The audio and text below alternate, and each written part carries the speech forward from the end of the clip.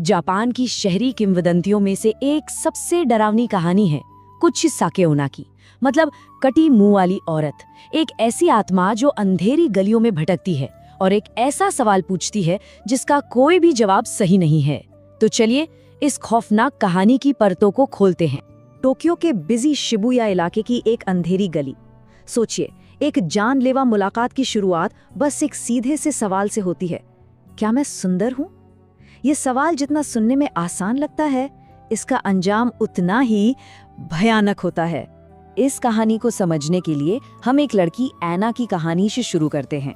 ऐना एक नौजवान लड़की है जो अपनी नाइट शिफ्ट खत्म करके देर रात घर लौट रही थी और बस उसका सामना उस चीज से होने वाला था जिसकी उसने कभी कल्पना भी नहीं की थी। और यहीं से इस खौफनाक सवाल का असली आतंक शुरू होता है। गली एकदम सुनसान थी। तभी ऐना को अपने पीछे कदमों की आहट सुनाई देती है।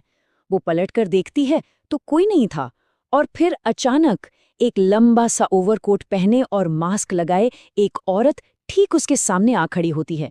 माहौल में ना एक अजीब सी ठंडक घुल जाती है। ऐना को लगा कि ये उसकी रूममेट है।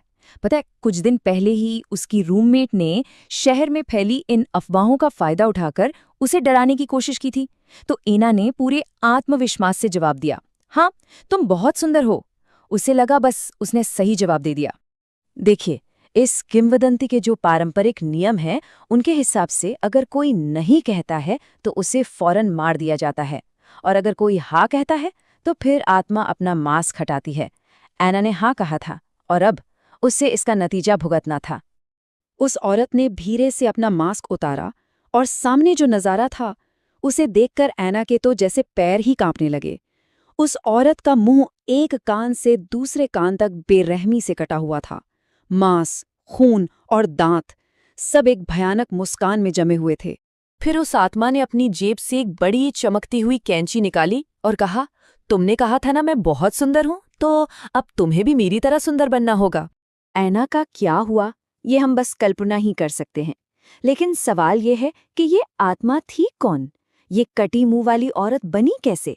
अब जो बात इस कहानी में सबसे दिलचस्प है वो है इसका मूल। चलिए देखते हैं कि वो एक खूबसूरत महिला से एक बदला लेने वाली आत्मा में कैसे तब्दील हुई। कहते हैं कि बात सैकड़ों साल पुरानी है। वो जापान के हेयान काल की एक बेहद खूबसूरत औरत थी, शायद किसी समुराई की पत्नी, पर उसकी खूबसूरती ही उसकी दुश्मन बन गई।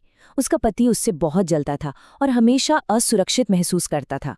उसे शक था कि वो उसे धोखा दे रही है। तो एक दिन गुस्से में आकर उसने कैंची से उसका चेहरा काट दिया और चिल्लाया,